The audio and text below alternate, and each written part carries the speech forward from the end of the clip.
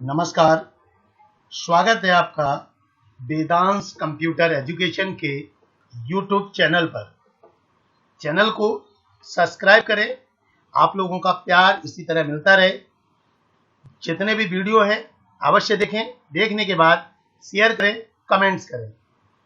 आज का ये वीडियो MS एक्सेल का दूसरा वीडियो है। MS एक्सेल के पहले वीडियो में MS एक्सेल का हमने बेसिक पढ़ा था।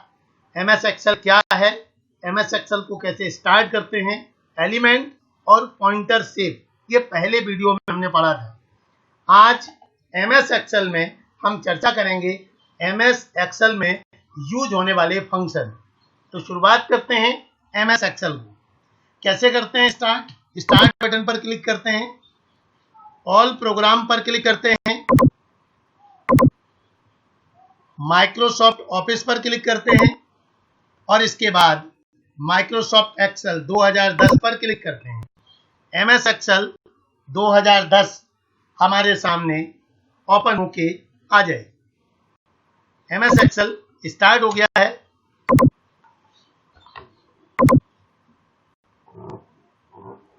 MS एक्सेल में चर्चा हम जो कर रहे हैं वो चर्चा हम यहाँ कर रहे हैं फंक्शन की। MS एक्सेल में फंक्शन क्या है, क्या यूज है फंक्शन का, इस पर आज हम यहाँ चर्चा कर रहे हैं। बहुत ही आवश्यक, बहुत ही इंपोर्टेंट ये वीडियो अवश्य देखें। फंक्शन पूर्व निर्मित प्रोग्राम होते हैं, अर्थात एक्सेल में प्री प्रोग्राम यानी पूर्व निर्मित फॉर्मूले को फंक्शन कहा जाता है। फंक्शन के द्वारा गणनाएं करना सरल हो जाता है। एक्सेल में कोई भी फंक्शन बराबर के चिन्ह यानी इक्वल टू के चिन्ह से प्रारंभ होता है। यानी एक्सेल में कोई भी फंक्शन अगर हमें प्रारंभ करना है, हमने यहाँ बताया फंक्शन जो है MS एक्सेल में वो पूर्व निर्मित होते हैं और कोई भी फंक्शन जो है एक्सेल में वो बराबर के चिन्ह से प्रारंभ होता है। कोई भी फंक्शन हमें लगाना है, सबसे पहले इक्वल टू चिन्ह लगाना होता है। फंक्शन की सहायता से हम मैथमेटिकल गणनाएं, इंजीनियरिंग गणनाएं, सांख्यिकीय गणनाएं और फाइनेंशियल गणनाएं आदि कर सकते हैं। एक्सेल में विभिन्न प्रकार के फंक्शन यूज होते हैं, यानी फंक्शन की अलग अलग कैटेगरी है। सबसे पहले हमने बताया फंक्शन जो है वो फॉर्मूले का ही छोटा रूप है। जो पूर्व निर्मित प्रोग्राम्स होते हैं उन्हीं प्रोग्राम को एक्सेल में फंक्शन कहा जाता है। एक्सेल में कोई भी फंक्शन इक्वल टू चिन्ह से प्रारंभ होता है। एक्सेल में कई प्रकार के फंक्शन होते हैं जिनके द्वारा मैथमेटिकल गणनाएं, इंजीनियरिंग गणनाएं, सांख्यिकीय गणनाएं और फाइनेंशियल गणनाएं कर सकते हैं।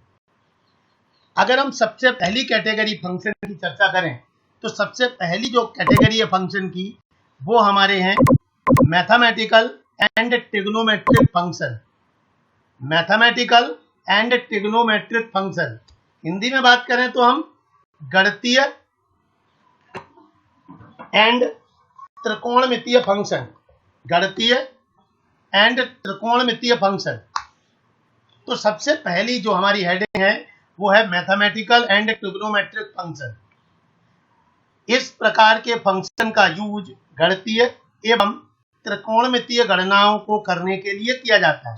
यानी इस प्रकार के फंक्शन का यूज मैथमेटिकल और ट्रिग्नोमेट्रिक गणनाओं को करने के लिए यूज होता है। ये फंक्शन निम्न है। मैथमेटिकल फंक्शन कौन कौन से हैं इस वीडियो में हम देख रहे हैं। तो सबसे पहला जो मैथमेटिकल फंक्शन है वो फंक्शन है सम। सबसे पहला जो फंक्शन है वो कौन सा है, सम। ये बाद में जो ब्रैकेट लगा है यही फंक्शन है। अगर हम सम फंक्शन की बात करें, सिंपल भाषा में अगर हम बात करें तो सम का मतलब होता है जोड़ना। अगर हमें कोई वैल्यू जोड़ना है, जैसे मान लीजिए मैंने यहाँ लिखा equal to 10 plus 20 plus 30 plus 50, enter करेंगे, ऐड होके आ जाएगा। लेकिन इन्हीं वैल्यूज को अगर हमें फंक्शन के द्वारा जोड़ना है तो उसके लिए हम यूज करते हैं सम फंक्शन। तो सबसे पहला जो हमारा फंक्शन है वो कौन सा है, सम। सम फंक्शन का यूज सेल में दी गई वैल्यूज का योग ज्ञात करने के लिए किया जाता है, अर्थात इसका यूज संख्याओं को जोड़ने के लिए किया जाता है। मैं फिर एक बार रिपीट कर रहा हूं, सम फंक्शन का यूज सेल में दी गई वैल्यूज का योग ज्ञात करने के लिए किया जाता है। अर्थात इस फंक्शन का यूज संख्याओं को जोड़ने के लिए किया जाता है। सेल हम लोग पता है सेल क्या है, रो और कॉलम के इंटरसेक्शन से जो ये आयताकार बॉक्स बना हुआ है इसी को हम कहते हैं सेल। ये जो ब्लॉक बने हुए हैं, हमने कहा है कि सेल में जो वैल्यू दी गई हैं उन वैल्यूज का अगर हमें योग निकालना है तो किस फंक्शन के द्वारा निकालेंगे, सम फंक्शन के द्वारा। कैसे दिखाता हूं, मान लीजिए यहां लिखा है 50, 10, 20, 30, 40, इन सभी को अगर हमें जोड़ना है तो कैसे जोड़ेंगे देखते हैं। सबसे पहले हमने लिखा इक्वल टू सम, कहां से कहां तक का सम चाहिए मुझे, ये रेंज हम सिलेक्ट कर देंगे D1 से लेकर D5 तक, कोष्टक बंद। D1 हमने इस पर भी पिछले वीडियो में चर्चा की थी। जो D1 है ये सेल का एड्रेस है, D नंबर कॉलम है, 1 नंबर रो है, और D5 ये भी सेल का एड्रेस है जिसमें D नंबर कॉलम है, 5 नंबर रो है। तो D1 से लेकर D5 तक और बीच में ये जो दो बिंदी हैं इन्हें हम कहते हैं कॉलन। ये ऑपरेटर है, ये सेल की रेंज को बताता है। ये बता रहा है D1 से D5, इसका मतलब है D1, D2, D3, D4, D5, यानी 50, 10, 20, 30 और 40 इनका सम प्रदर्शित होके आ जाएगा। एंटर किया, ये सम आ रहा है।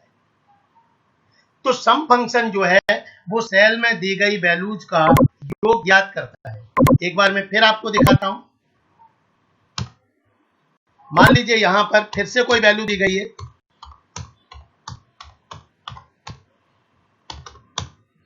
इन सभी का मुझे सम ज्ञात करना है। इक्वल टू सम कोष्टक, कहां से कहां तक, D1 से लेकर D7 तक, कोष्टक बंद। एंटर किया, सम आ गया। सम फंक्शन का यूज दी गई सेल में दी गई वैल्यूज का योग ज्ञात करने के लिए किया जाता है। और आप देख सकते हैं, मान लीजिए यहां पर दिया 100, यहां दिया 200, यहां दिया 500, यहां दिया 10, यहां दिया 20, इन सब का मुझे सम ज्ञात करना है। जहां भी आपको निकालना है, मुझे मान लीजिए यहां निकालना है सम। इक्वल टू सम, कहां से कहां तक सिलेक्ट कर दें, E1 से E5 तक, एंटर, सम आ गया। सम फंक्शन का यूज हम सिंपल तरीके से भी कर सकते हैं। अगर हमें सिंपल एग्जांपल लिखना है तो हम इस प्रकार से भी लिख सकते हैं। इक्वल टू सम कोष्टक 4, 5, 6, 10, कोष्टक बंद, एंटर, समझ। तो दी गई वैल्यूज का या सेल में दी गई वैल्यूज का योग ज्ञात करने के लिए हम सम फंक्शन का यूज करते हैं। क्योंकि एक्सेल बहुत ही इंपॉर्टेंट है कंपटीशन के लिए भी, DCA PGDCA के लिए भी, CPCT के लिए भी, CCC के लिए भी, और बहुत सारे प्रश्न MS एक्सेल से बनते हैं।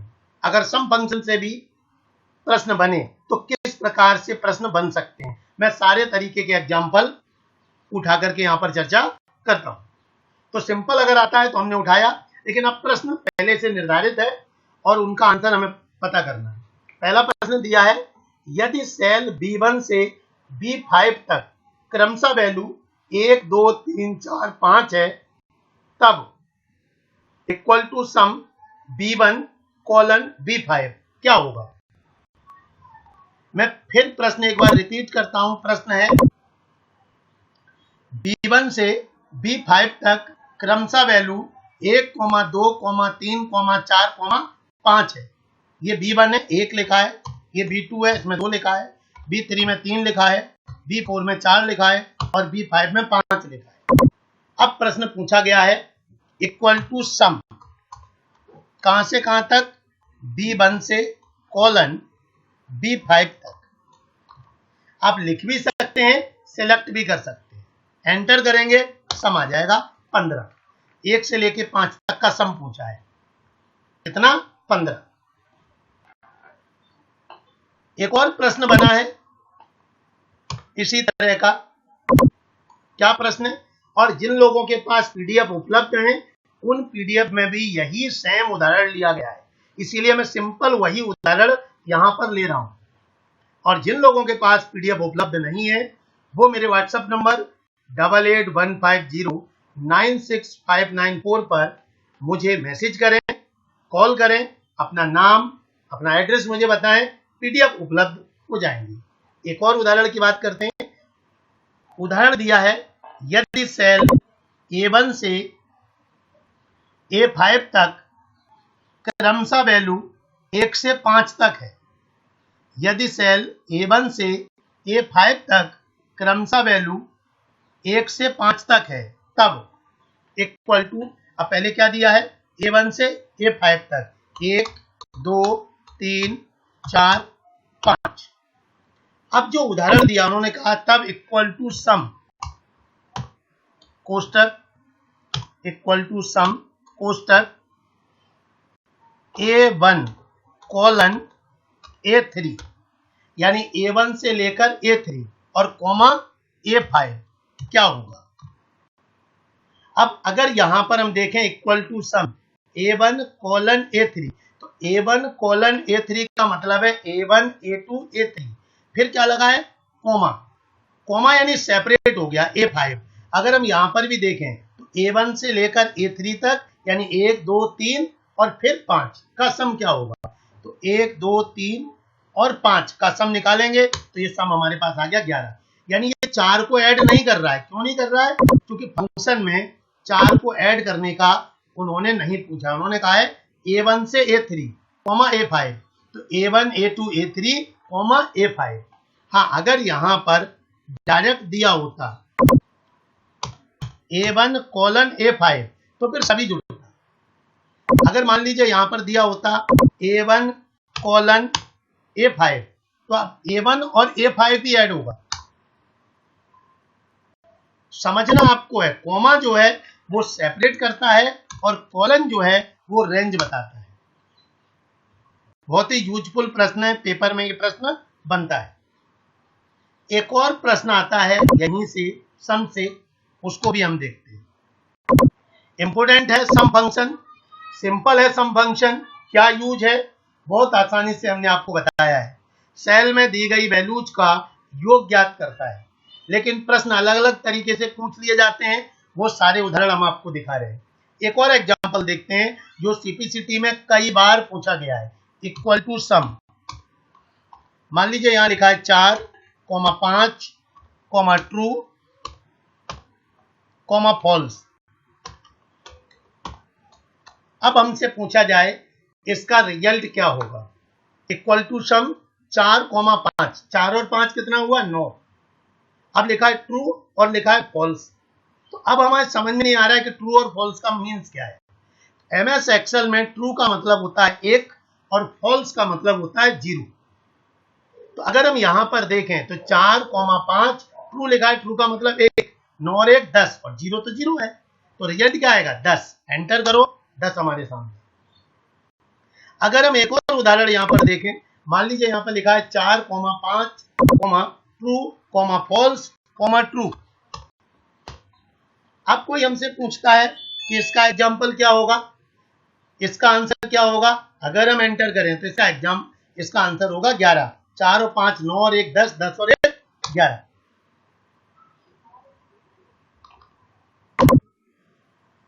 चर्चा हमारी जो चल रही थी वो सम फंक्शन पर चल रही थी। सम फंक्शन में हमने जो एक एग्जाम्पल देखा था, वो एग्जाम्पल मैं दोबारा से आपको एक बार दिखा देता हूं। इक्वल टू सम, हमने यहां पर लिखा 5, 5, 5, ट्रू, फॉल्स। अगर इसका हमसे कोई आंसर पूछता है तो 5, 5, 10, 5, 15 और 2, ट्रू 2 बार है, यानी 2, 15 और 2 17। आप देखेंगे 17 आंसर। तो सबसे पहला जो फंक्शन हमने देखा वो फंक्शन हमारा था सम। और सम फंक्शन में कितने तरीके से प्रश्न बन सकता है, सभी तरीके से हमने यहां पर देखा है। अगले फंक्शन की अगर हम बात करें, अगला जो फंक्शन है वो फंक्शन है एबीएस। अगला जो फंक्शन है वो फंक्शन कौन सा है, एबीएस।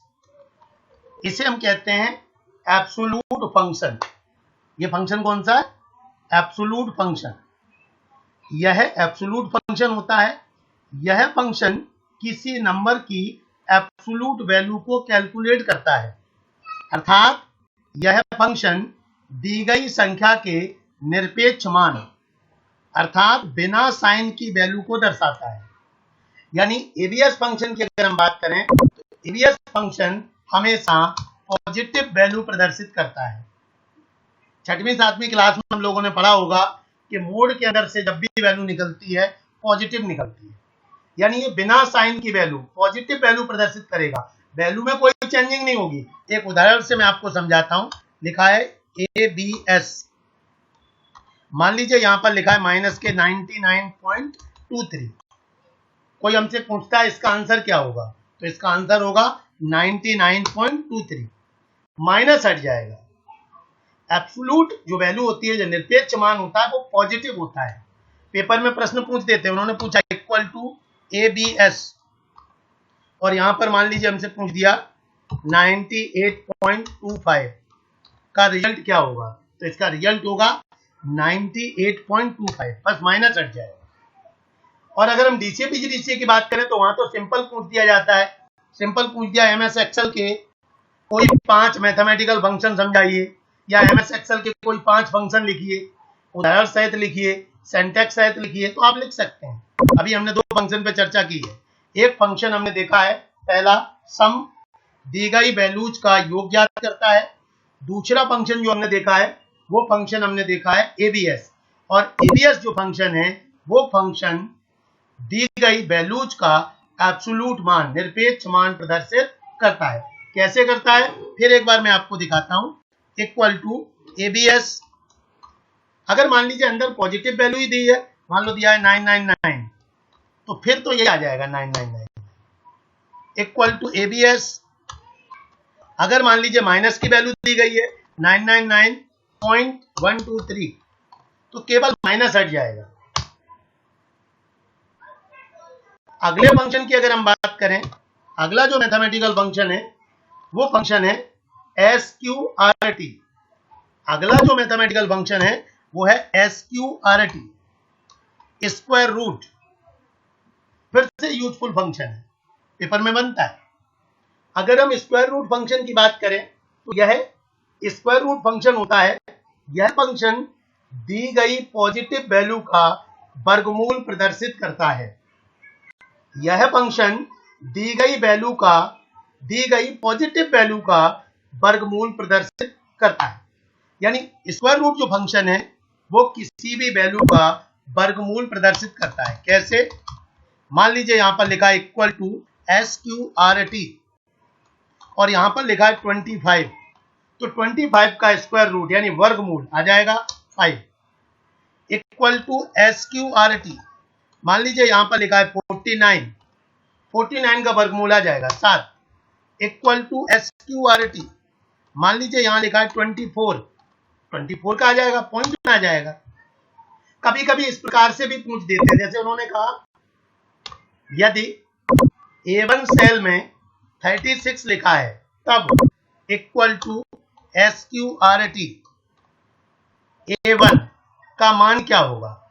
A1 का मतलब क्या है 36, और 36 का वर्गमूल कितना होता है 6। लेकिन आपको यहां पर एक बात याद रखनी है, फिर से यूजफुल प्रश्न सीपीसीटी सहित कई एग्जामों में बना है, वो हमसे अक्सर पूछ लेता है नेगेटिव वैल्यू का वर्गमूल। यहां दे दिया इक्वल टू SQRT और यहां दे दिया -25।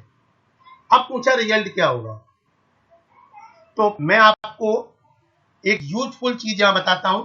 नेगेटिव वैल्यू का कभी भी वर्गमूल नहीं होता, वर्गमूल हमेशा पॉजिटिव वैल्यू का होता है। इसीलिए जब हमने डेफिनेशन पढ़ी थी तो मैंने कहा था यह फंक्शन दी गई पॉजिटिव वैल्यू का वर्गमूल प्रदर्शित करता है, और जब भी नेगेटिव वैल्यू का वर्गमूल निकालेंगे तो एक एरर आएगी, और वो एरर ये होगी हैज नम। अगर कोई भी हमसे पूछता है इक्वल टू SQRT -49 का रिजल्ट क्या होगा, तो ये एरर आएगी। आप देखेंगे ये एरर आएगी। तो SQRT फंक्शन क्लियर होगा। SQRT फंक्शन हमने बड़े आसानी से निकाला। अगला जो फंक्शन है वो फंक्शन है फैक्ट। इसे हम कहते हैं फैक्टोरियल। और ये सब छोटी छोटी चीजें हैं, हमने बहुत छोटी क्लासों में मैथ में पढ़ी होंगी। बस यहाँ पर ये सब प्री डिफाइन है और फंक्शन जो है वो सब पूर्व निर्मित हैं। इनके लिखने के तरीके में हम कोई चेंजिंग नहीं कर सकते। स्मॉल लेटर में लिखे, कैपिटल लेटर में लिखे, कोई फर्क नहीं पड़ता, लेकिन जिस फंक्शन को जिस तरीके से लिखते हैं, जो उसकी स्पेलिंग है, उसमें हम किसी प्रकार की चेंजिंग नहीं कर सकते। अगर शॉर्ट में लिखते हैं तो शॉर्ट में ही लिखेंगे, क्योंकि ये पूर्व निर्मित है, पहले से बना हुआ है। तो फैक्टोरियल फंक्शन की अगर हम बात करें, यह फंक्शन दी गई पॉजिटिव वैल्यू का फैक्टोरियल कैलकुलेट करता है। यानी जो फैक्ट फंक्शन है वो किसी भी वैल्यू का फैक्टोरियल निकालेगा। किस प्रकार से? इक्वल टू फैक्ट, फैक्टोरियल यानी क्रम गुणित। यहां पर मैंने लिख दिया 5, तो अगर 5 के फैक्टोरियल की हम बात करें तो इसका रिजल्ट आएगा 120। कैसे आएगा? किसी भी वैल्यू का जो फैक्टोरियल होता है वो उस वैल्यू से लेकर 1 तक का गुणा होता है। यानी यहां अगर हम बात करें तो 5 गुणा 4 गुणा 3 गुणा 2 गुणा 1, यानी 5 गुणा 4 गुणा 3 गुणा 2 गुणा 1, या 1 से लेके 5 तक का गुणा, क्या आ जाएगा? 120। अगर मान लीजिए हम यहां पर लिखें इक्वल टू फैक्ट, यहां पर मैंने लिखा 4, तो 4 से लेकर 1 तक का गुणा यानी 24। अगर मैं लिखूं equal to fact, equal to fact, यहां पर मैंने लिखा 6, तो 6 से लेके 1 तक का गुणा या 1 से लेके 6 तक का गुणा आ जाएगा 720। तो हम किसी भी वैल्यू का, किसी भी पॉजिटिव वैल्यू का फैक्टोरियल ज्ञात कर सकते हैं। किस फंक्शन के द्वारा? फैक्ट फंक्शन के द्वारा। इक्वल टू फैक्ट, मान लीजिए यहां लिखा है 5, आ जाएगा फैक्टोरियल। ये इस प्रकार से भी आ सकता है। मान लीजिए यहां लिखा हुआ है 5 और हमसे पूछा जाए इक्वल टू फैक्ट, और यहां दिया है इसके अंदर ये A2 लिखा है। ऐसे पूछ देते हैं पेपर में, यदि A2 में 5 लिखा है तब इक्वल टू फैक्ट A2 का रिजल्ट क्या होगा? 120। हाँ, अगर नेगेटिव वैल्यू का फैक्टोरियल निकाला जाए तो फिर वही एरर आएगी जो स्क्वायर रूट में आती है। इक्वल टू फैक्ट -5, फिर दिखा देता हूं मैं आपको लिखने में, इक्वल टू फैक्ट -5 एरर। तो हमेशा फैक्टोरियल पॉजिटिव वैल्यू का होता है। तो अभी जो हमने फंक्शन देखे हैं, सम फंक्शन देखा है, एबीएस फंक्शन देखा है, एसक्यूआरटी फंक्शन देखा है, और हमने फैक्ट फंक्शन देखा है। इसके बाद अगले फंक्शन की तरफ अगर हम चलें तो अगला फंक्शन है मोड। अगला जो फंक्शन है वो कौन सा है? Mode, MOD। फिर से यूजफुल फंक्शन है। हम एक एक फंक्शन को प्रैक्टिकली चर्चा कर रहे हैं। और एक सबसे अच्छी चीज, मैं जिस भाषा में क्लास में पढ़ाता हूं, पूरी कोशिश है उसी भाषा में, उसी मेथड के द्वारा मैं आप लोगों को इस YouTube वीडियो के माध्यम से आपके घर पर क्लास अटेंड करा पाऊं। कोई एडिटिंग नहीं, कोई फॉर्मेटिंग नहीं।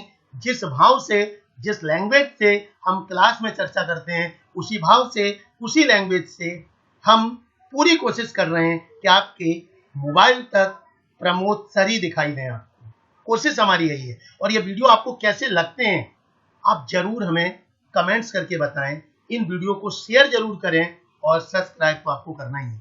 तो हम चर्चा कर रहे हैं इस मोड फंक्शन की। अगर हम मोड फंक्शन की बात करें, ये फंक्शन जो है, यह फंक्शन डिवीजन के बाद आने वाले शेषफल को प्रदर्शित करता है। यह फंक्शन डिवीजन के बाद आने वाले शेषफल को प्रदर्शित करता है। चर्चा जो हम कर रहे हैं वो मोड फंक्शन पर चर्चा कर रहे हैं। मोड फंक्शन के बारे में हमने आपको बताया, यह फंक्शन डिवीजन के बाद आने वाले शेषफल को प्रदर्शित करता है। अर्थात इसमें पहली वैल्यू में दूसरी वैल्यू का भाग दिया जाता है तथा प्राप्त शेषफल को प्रदर्शित किया जाता है। किस प्रकार से, मैं समझाता हूं। यहां पर लिखा हुआ है इक्वल टू मोड, यहां पर लिखा हुआ है 8,5। मैंने कहा कि यह फंक्शन डिवीजन के बाद आने वाले शेषफल को प्रदर्शित करता है। और मैंने क्या कहा, इसमें पहली वैल्यू में दूसरी वैल्यू का भाग दिया जाता है और जो शेषफल बचता है वो प्रदर्शित होकर आता है। तो लिखा हुआ है 8,5। हम सब लोग जानते हैं 8 में अगर हम 5 का भाग दें तो एक बार गया, रिमाइंडर कितना बचा, शेषफल कितना बचा, 3, तो 3 ही रिजल्ट होगा। यानी ये फंक्शन शेषफल बताता है, रिमाइंडर बताता है। किस प्रकार से, मैं फिर एक बार दिखाता हूं। इक्वल टू मोड,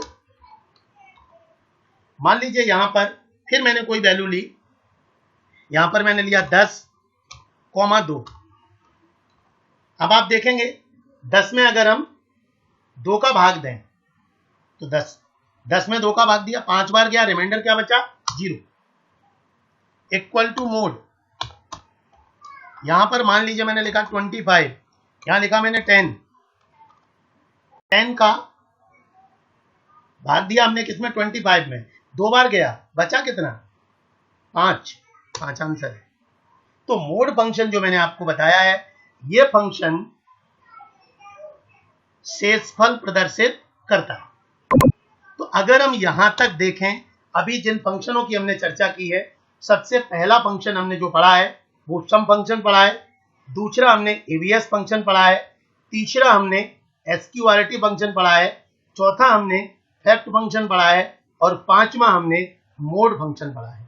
इस वीडियो में हम केवल इन्हीं 5 फंक्शन की भी चर्चा कर रहे हैं। अगले वीडियो में हम फिर और कुछ अतिरिक्त फंक्शन की चर्चा करेंगे। अभी बहुत सारे फंक्शन हैं। मेरा आप लोगों से निवेदन यही है, घर पर पढ़ें, कम पढ़ें, अच्छा पढ़ें। बहुत बहुत धन्यवाद।